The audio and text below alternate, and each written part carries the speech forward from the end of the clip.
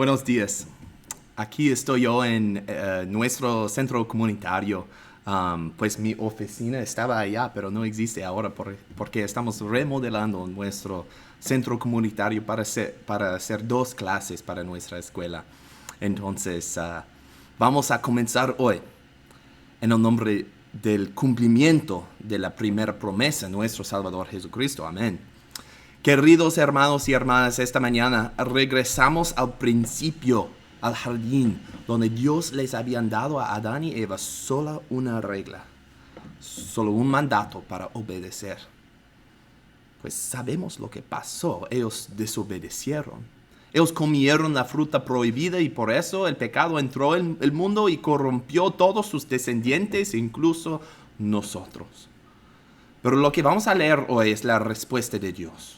Vamos a ver cómo Dios les encontró y les dieron la primera promesa y también cómo esta misma promesa todavía nos impacta hoy.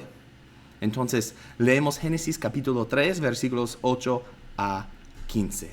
Cuando el día comenzó a refrescar, oyeron el hombre y la mujer que Dios andaba recorriendo en el jardín. Entonces corrieron a esconderse entre los árboles para que Dios no los viera. Pero Dios, el Señor, llamó al hombre y le dijo, ¿dónde estás?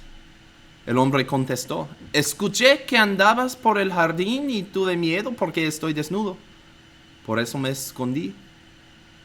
¿Y quién te ha dicho que estás desnudo? Le preguntó Dios.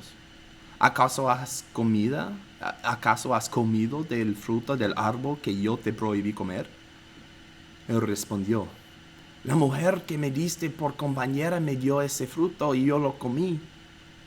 Entonces Dios el Señor le preguntó a la mujer, ¿qué es lo que has hecho? La serpiente me engañó y comí, contestó ella. Dios el Señor dijo entonces a la serpiente, por causa de lo que has hecho, maldita serás entre todos los animales, tanto domésticos como salvajes. Te arrastrarás sobre tu vientre y comerás polvo de todos los días de tu vida. Pondré enemistad entre tú y la mujer, y entre tu simiente y la de ella. Su simiente te aplastará la cabeza, pero tú le morderás el talón. Esta es la palabra de Dios. La primera pregunta que tengo es, ¿qué significa el hecho que Adán y Eva estaban escondiéndose en el jardín?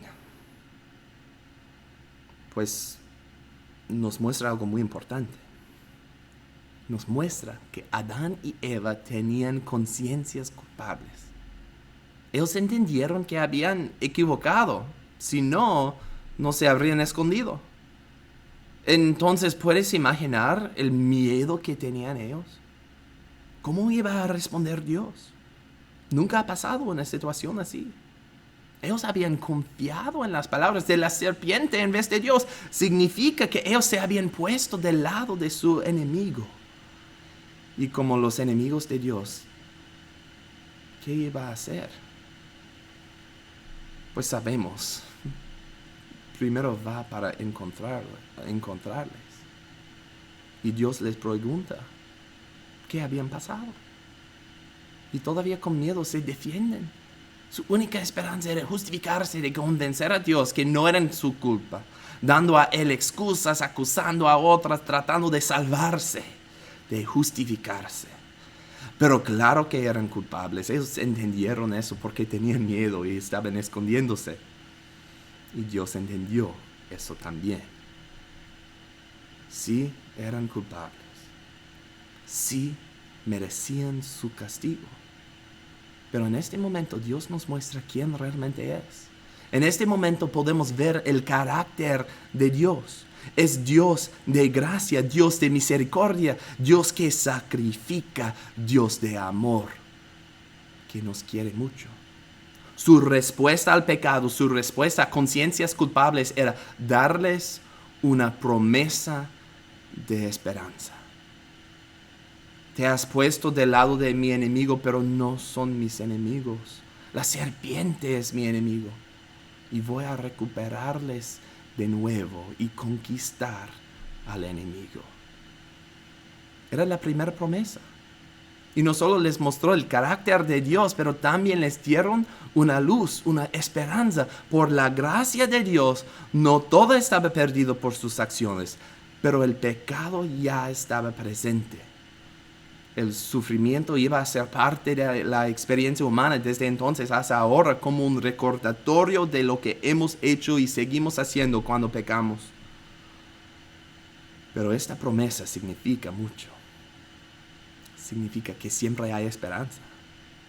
Había momentos sin esperanza cuando estaban escondiéndose en el jardín, pero nunca más. Ahora cuando equivocamos y cuando sufrimos, como dice hoy en Corintios, siempre tenemos una esperanza invisible en que podemos fijar. Hemos visto el cumplimiento de esta promesa. Hay perdón por los pecados. Jesús sacrificó todo en la cruz para nosotros. Entonces confesamos a Dios con la esperanza segura que su Hijo ya ha pagado por nuestros pecados. Entonces confesamos con esperanza. Pero también sufrimos con esperanza. Jesús conquistó al diablo una vez por todo cuando declaró en la cruz: todo se ha cumplido. Cumplió con su promesa. Tenemos un Dios confiable quien cumple con sus promesas, pero todavía no hemos experimentado todos los resultados de esta victoria. Todavía mientras que vivimos esperamos nuestra victoria en los cielos con Él, pero vivir aquí no es fácil. El impacto del pecado nos causa sufrir cada día. Tenemos relaciones entre humanos que son muy difíciles, entre esposos, entre padres e hijos, entre amigos. Hay sufrimiento proveyendo por la familia, hay sufrimiento criando a los niños, hay sufrimiento siendo criado por los padres de parte de los niños. Hay sufrimiento con las enfermedades, hay sufrimiento cuando envejecemos. Hay sufrimiento cuando perdimos a alguien, cuando experimentando el duelo. Hay sufrimiento en todas partes de la vida, pero no sufrimos sin esperanza. Todavía esperamos todos los resultados del cumplimiento de la primera promesa. Eso es la diferencia que existe entre nosotros y otros. Tenemos una esperanza invisible que es eterna. Es dado por nuestro Dios misericordioso y confiable. Es cumplido por su Hijo. Y significa que siempre tenemos esperanza desde la primera promesa hasta la eternidad. Amén. Muchas gracias a todos por escuchar o mirar este mensaje en línea. Que la paz de Cristo sea con todos ustedes. Amén.